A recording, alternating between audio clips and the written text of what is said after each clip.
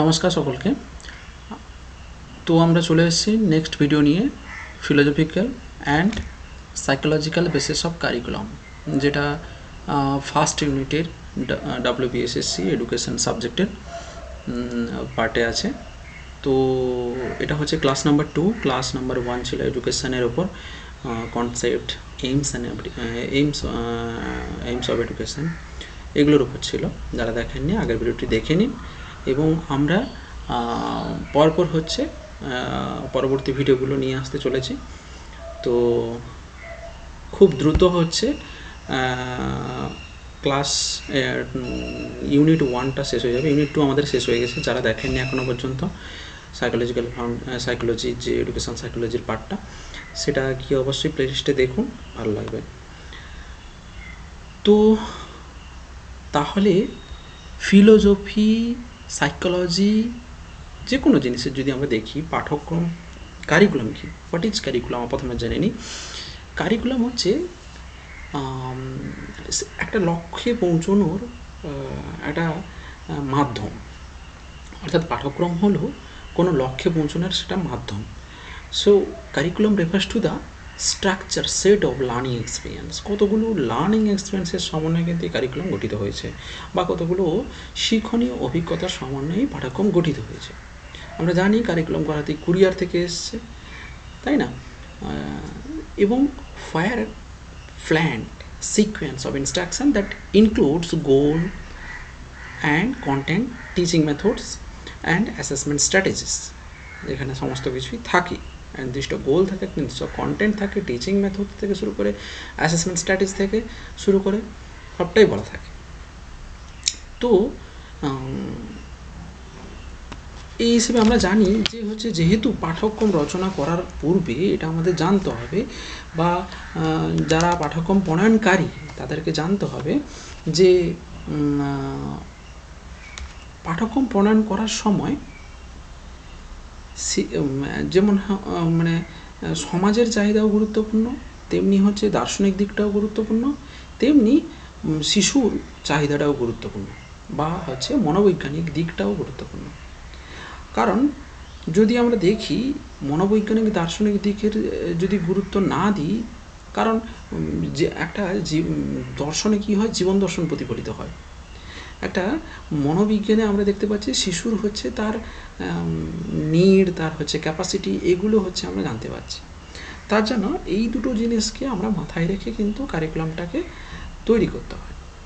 তো first of all প্রথমে বলবো যে ফিলোসফিক্যাল বেসিস অফ কারিকুলাম, বা পাঠ্যক্রমের দার্শনিক ভিত্তি। তো পাঠ্যক্রমের দার্শনিক ভিত্তি কি, যেরকম আমি এখানে দেখানো হয়েছে যে প্রথমে দেখিয়েছি যে ফিলোসফি একটা নির্দিষ্ট এইমে পৌঁছতে গেলে, যেহেতু ফিলোসফি কী করে বা দর্শন কী করে, একটা লক্ষ্য নির্দিষ্ট করে।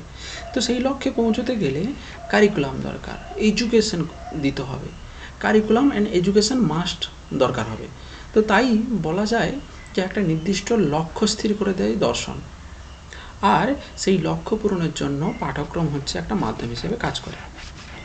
তো তার জন্য আমরা দেখে নেব কতগুলো। আমরা জানি সকলেই ফিলোসফি কি, ফিলোসফি কোথা থেকে এসছে, দুটো গ্রিক শব্দ ফিলোসফি এবং সোফিয়া থেকে এসছে, এগুলো সবটাই জানি। যার কথা অর্থ হচ্ছে কি জ্ঞান বা জ্ঞানের প্রতি অনুরাগ, এগুলো জানি।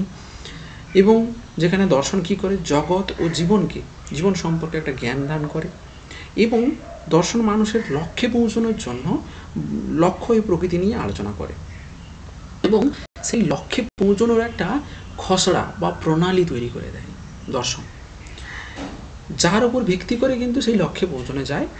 আর যেখানে কিন্তু সাহায্য করে, শিক্ষাই একমাত্র সাহায্য করে।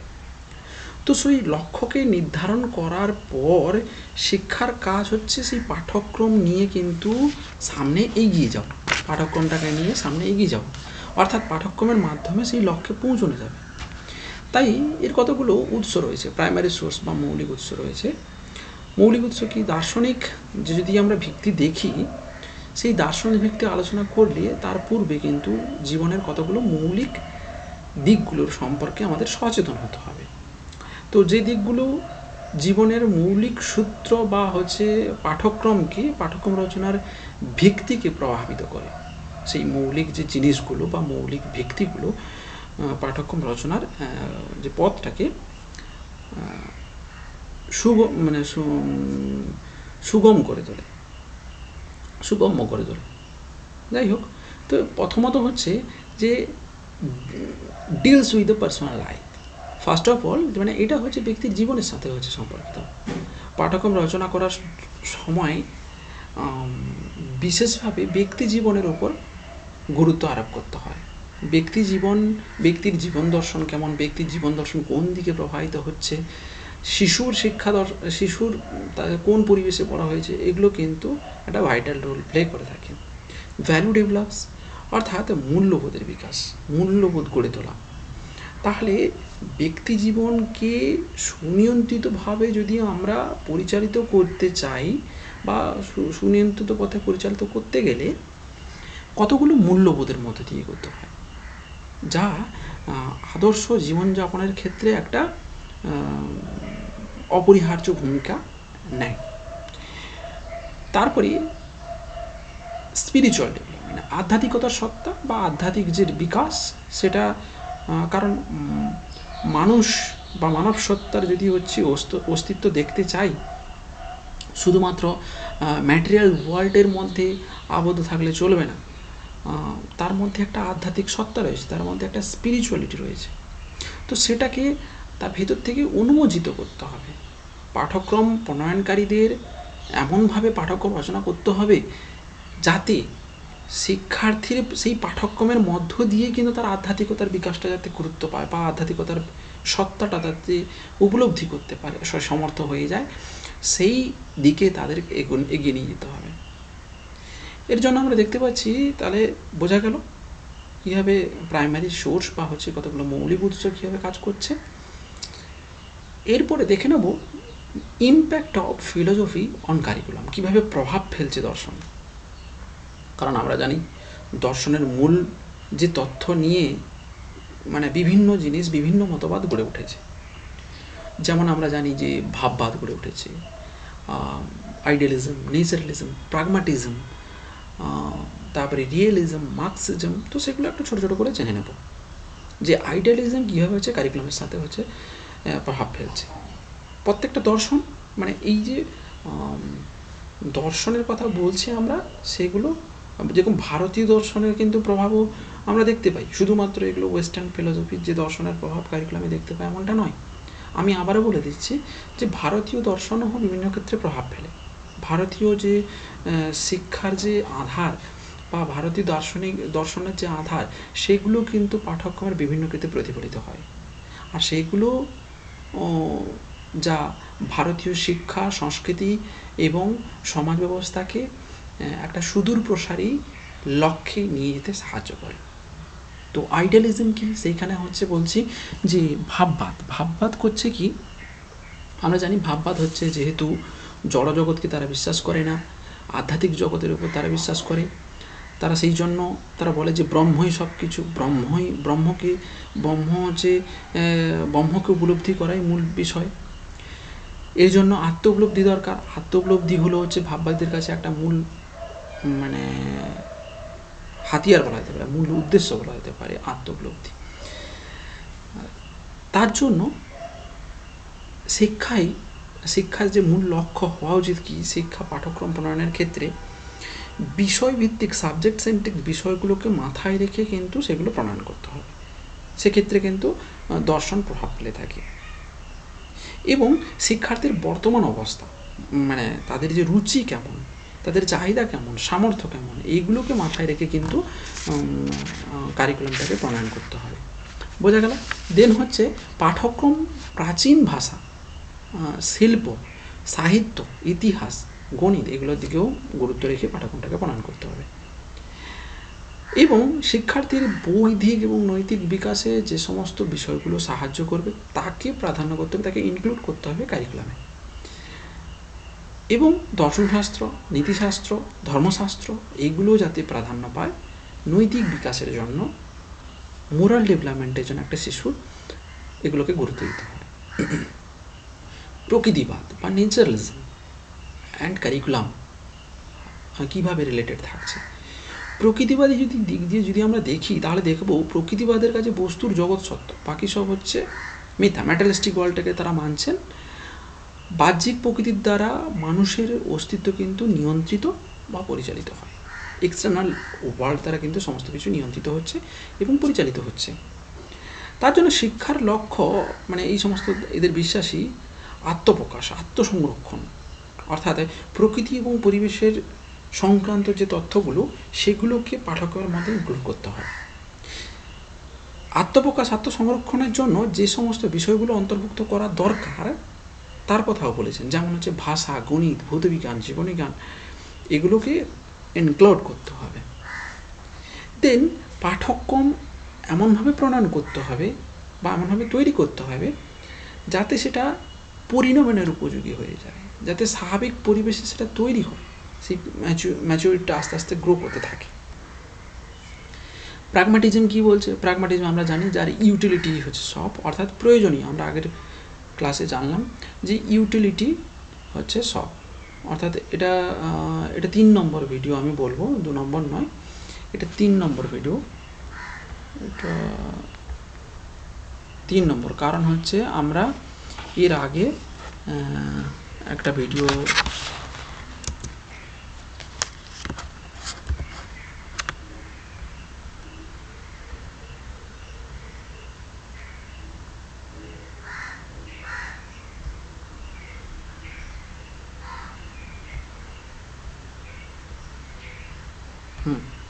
এবার চলে আসছে, এটা 3 নম্বর ভিডিও হবে।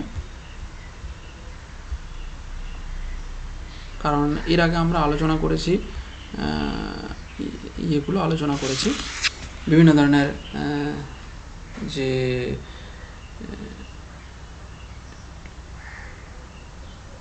কনসেপ্ট অফ এডুকেশন আলোচনা করেছি। এক মিনিট একটু দেখে নিন। আইডিয়ালিজম, রিয়েলিজম এগুলো নিয়েও আলোচনা করেছি, তাহলে এটা 3 নম্বরই হচ্ছে। তো এবার চলে আসি,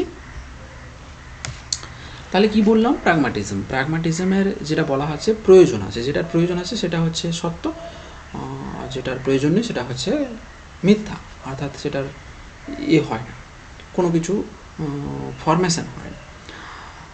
জীবনের লক্ষ্য হচ্ছে নতুন মূল্যবোধ সৃষ্টি করা, আর সেই মূল্যবোধ কোথা থেকে আসবে? মানুষের প্রয়োজন থেকে। অর্থাৎ পাঠ্যক্রম হবে এমন যেখানে পরিবর্তনশীল, মানে এমনটা নয় ধারাবাহিকভাবে চলে যাচ্ছে, এরকম যেন না হয়। এটা একটা চেঞ্জেবল ফর্মে যাবে, সময়ের সঙ্গে সাযুজ্য রেখে সেটাকে পরিবর্তন করতে হবে, প্রয়োজনের সাথে সাযুজ্য রেখে সেটাকে পরিবর্তন করতে হবে, এবং সেখানে যেন সমাজের চাহিদাটাকে প্রাধান্য পায়, সমাজের চাহিদা যেন গুরুত্ব পায়, বা শিক্ষার্থীর চাহিদা যেন গুরুত্ব পায়, সেই জায়গাটাকেও গুরুত্ব দিতে হবে। বিশেষ করে কালের নিয়মে পাঠ্যক্রমের নির্দিষ্টতাকে বজায় রাখতে, মানে একটা কন্টিনিউটি, ধারাবাহিকতাও রাখতে হবে, এবং একটা শিক্ষার্থীর কৌতূহলকে যেন জাগ্রত করে, মানে তাদের মধ্যে হচ্ছে খোঁজার যে ব্যাপারটা, তাদের মধ্যে এক্সপিরিয়েন্সের ব্যাপারটা যেন জাগ্রত করতে পারে, প্র্যাকটিক্যালিটি ভাবটা যেন জাগ্রত করতে পারে, তার দিকে গুরুত্ব দাও, বা সেই দিক দিয়ে হচ্ছে প্রভাব ফেলে থাকে।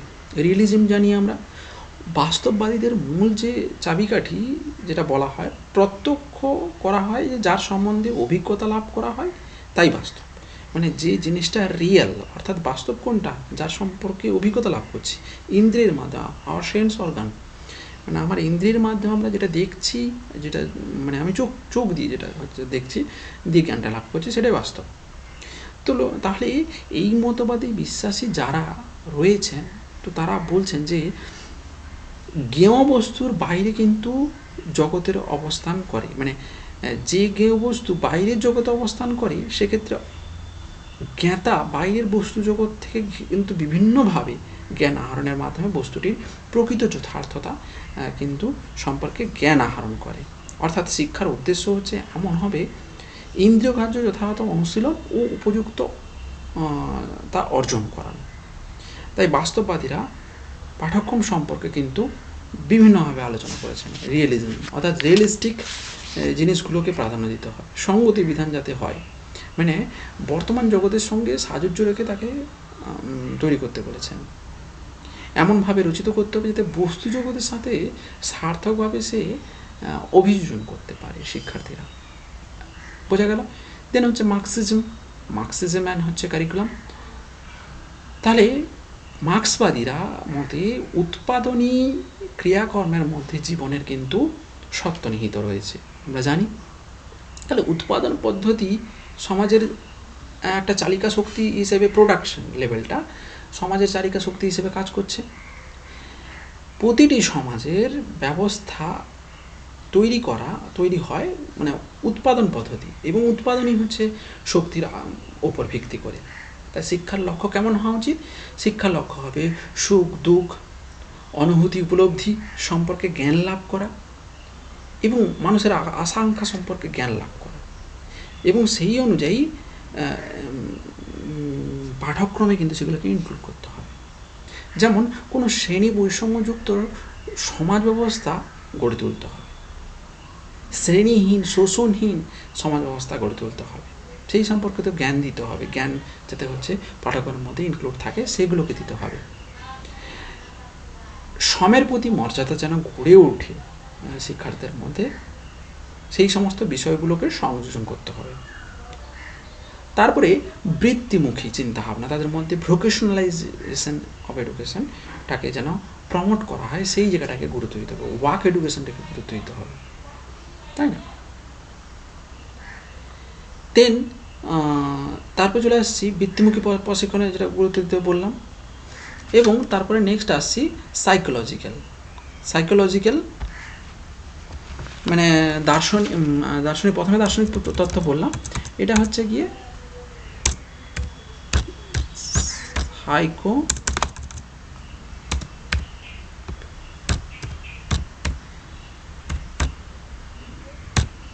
Psychological foundation of education. তো সাইকোলজিক্যাল ফাউন্ডেশন অফ এডুকেশনে যেটা দেখতে পাচ্ছি, প্রাইমারি সোর্স বলার আগে সাইকোলজি জানি আমরা যে লক্ষ্য নির্ধারণের ক্ষেত্রে দর্শনের যেমন মুখ্য ভূমিকা রয়েছে, তেমনি বিষয়বস্তু নির্বাচনের ক্ষেত্রে মনোবিজ্ঞানেরও ভূমিকা রয়েছে। অর্থাৎ বলা যেতে পারে যে বর্তমান শিক্ষা ব্যবস্থা কেমন? বর্তমান শিক্ষা ব্যবস্থা শিশুকেন্দ্রিক। শিশুই হলো হচ্ছে শিক্ষার মানে মূল উপাদান বা হচ্ছে মূল কেন্দ্রবিন্দু। তাই পাঠ্যক্রমকে শিশু মনস্তত্ত্বকে গুরুত্ব দিয়ে কিন্তু পাঠ্যক্রমটাকে রচনা করতে হবে। অর্থাৎ না হলে কিন্তু সেই ব্যক্তি যে পাঠ্যক্রমটা রচনা করলাম সেটা তারা কিন্তু ব্যক্তি জীবন পঙ্গু হয়ে যেতে পারে, অর্থাৎ সেটা কোনো কাজেই এলো না।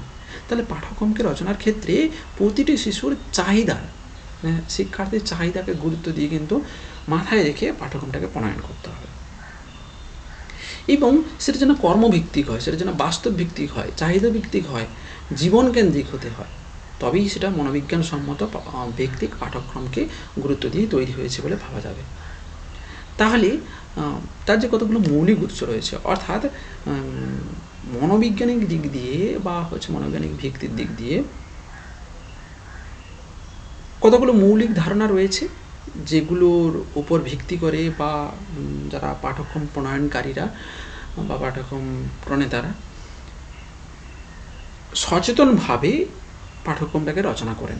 সেটা কার ওপর? রিয়েল এক্সপিরিয়েন্সের ওপর, অর্থাৎ বাস্তব ভিত্তি কিছু অভিজ্ঞতা রয়েছে তার উপর ভিত্তি করে কিন্তু তারা এগোবেন।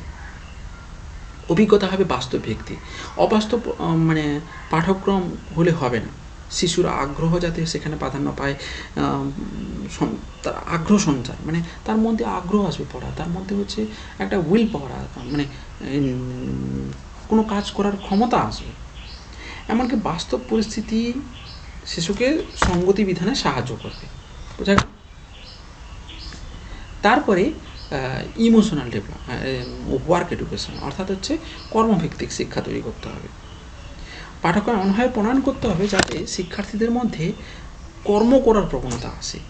কর্ম হবে, যে কোনো ধরনের কর্ম হতে পারে, সেই কর্ম করার যাতে প্রবণতাটা আসে শিক্ষার্থীদের মধ্যে, তার দিকে গুরুত্ব দিতে হবে, এবং তার মধ্যে অ্যাক্টিভিটি সেন্ট্রিক মনোভাব যাতে চলে আসে, লার্নার নিডসকে প্রায়োরিটি দিতে হবে, ইন্টিগ্রেশন যাতে আসে, ইমোশনাল ডেভেলপমেন্ট যাতে হয়, ক্রিয়েটিভিটি ডেভেলপমেন্ট। যেমন হচ্ছে আমি যদি বলি তার মধ্যে এমন কিছু কাজ দিলাম সেটা অ্যাক্টিভলি সে করতে শুরু করলো, তাই না? এবার তার চাহিদা যেমন হচ্ছে, প্রত্যেকটা শিশুর চাহিদা কেমন, শিশুর চাহিদার ওপর গুরুত্ব যদি না দিই, পাঠ্যক্রম যদি রচিত না হয়, তাহলে কিন্তু সে পাঠ্যক্রম বেকার। অন্তর্নিহিত সত্তা, তার মধ্যে যে ভেতরের যে সত্তাটা রয়েছে সেটাকে তুলে আনার সেই সমস্ত বিষয়গুলো ইনক্লুড করতে হবে। পাঠ্যক্রম উন্নয়ন এমনভাবে হবে শিশুর যে ভেতরের যে সম্ভাবনা, শিশুর অন্তর্নিহিত সম্ভাবনাকে হচ্ছে বিকশিত করতে সাহায্য করবে এই দর্শন। ব্যক্তি স্বাতন্ত্রতাকে বজায় রেখে চলবে, অর্থাৎ মানে তার মধ্যে ইমোশনাল ডেভেলপমেন্ট করবে, তার মধ্যে ক্রিয়েটিভিটি ডেভেলপমেন্ট করবে। পাঠ্যক্রমকে প্রণয়ন করার সময় হচ্ছে মানে তার মধ্যে উদ্ভাবনমূলক যে ক্ষমতাটা সেটা যে ডেভেলপ করবে একটা শিক্ষার্থীর মধ্যে, তো সেই জায়গাটাকে গুরুত্ব দিয়ে যেন পাঠ্যক্রমটাকে তৈরি করা হয়। অবসর যাপনে সময় যাতে সে শিক্ষার্থী মানে বঞ্চিত না হয়, সেটা সঠিক বাঞ্ছিত উপায় যাতে জীবনযাপন করতে পারে সেদিকেও নজর দিতে হবে, তার সেই অভিজ্ঞতা যেন কাজে লাগে। তারপরে ইম্প্যাক্ট অফ সাইকোলজি, ইম্প্যাক্টটা কি? ডেভেলপ অল ডোমেইন, সমস্ত ডোমেইন অফ নলেজে হচ্ছে গুরুত্ব দিতে হবে। যেমন কগনিটিভ, অ্যাফেক্টিভ, সাইকোমোটর ডোমেইন, তার মধ্যে যেন শিক্ষার্থীদের মধ্যে জ্ঞানমূলক বিকাশ ঘটে থাকে। শিক্ষার্থীর মধ্যে যেমন তার মধ্যে অ্যাফেক্টিভ ডোমেইন তার মধ্যে প্রভাব ফেলে। তারপরে হচ্ছে তার মধ্যে কর্মমুখী করার বা হচ্ছে সাইকোমোটর ডোমেইনে হচ্ছে যাতে বিকাশ ঘটে থাকে, তো সেই দিকে গুরুত্ব দেবে। মানে বলা হয় না হেড, হার্ট এবং হচ্ছে হ্যান্ড, 3H যে ব্যাপারটা থাকে এখানে গুরুত্ব পাবে। এবং তার আগ্রহকে গুরুত্ব দিতে হবে, এটা আমরা আগেই বললাম, ইম্পর্টেন্স অফ চাইল্ডস নিডস, অর্থাৎ শিক্ষার্থীর আগ্রহ কোন দিকে সেই রকম অনুযায়ী শিক্ষা দিতে হবে। এবং বিভিন্ন ধরনের ডেভেলপমেন্টাল স্টেজগুলো আমরা পড়েছিলাম, সেই ডেভেলপমেন্টাল স্টেজগুলো সম্পর্কে সচেতন হতে হবে। কোন স্টেজে কীভাবে কত বছর বয়সে ডেভেলপ করছে সেই অনুযায়ী পাঠ্যক্রমটা। আমি হচ্ছে 10 বছরের ছেলেকে আমি 18 বছরের কোনো জিনিস দিচ্ছি, কোনো কারিকুলাম বা হচ্ছে কোনো ম্যাটেরিয়ালস দিচ্ছি, তাহলে সে তো হচ্ছে নিতেই পারবে না। কোনো ম্যাথ দিচ্ছি, সে করতেই পারবে না। তাহলে দে ক্যান মানে ডেভেলপ দেয়ার স্টেজ স্পেসিফিক ডেভেলপটাকে হচ্ছে কি গুরুত্ব দিয়ে তার মাথায় রেখে সেই অনুযায়ী স্তর সম্পর্কে সচেতন হয়ে আমাদের মানে কারিকুলামটাকে সাজাতে হবে। তারপর বললাম know about the developmental stages বলে দিলাম। দেন চাহিদা তো বলে দিয়েছি সম্পূর্ণটা, এবং সেই অনুযায়ী এগোতে হবে, যে নিডকে গুরুত্ব দিয়ে এগোতে হবে। তো বোঝা গেল, আশা করি সকলের ভালো লাগবে যে কিভাবে হচ্ছে সাইকোলজি এবং হচ্ছে ফিলোজফি কারিকুলামে প্রভাব ফেলছে, কারিকুলাম প্রণয়নের ক্ষেত্রে প্রভাব ফেলছে।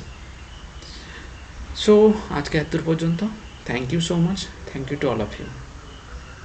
নেক্সট ভিডিওতে আমরা আসছি বিভিন্ন ধরনের নেক্সট টপিক নিয়ে, পরবর্তী অধ্যায় নিয়ে, দিলে আমরা প্রায় শেষের দিকে, আর একটা দুটো ক্লাস হলে হচ্ছে ইউনিট 1 শেষ হয়ে যাবে।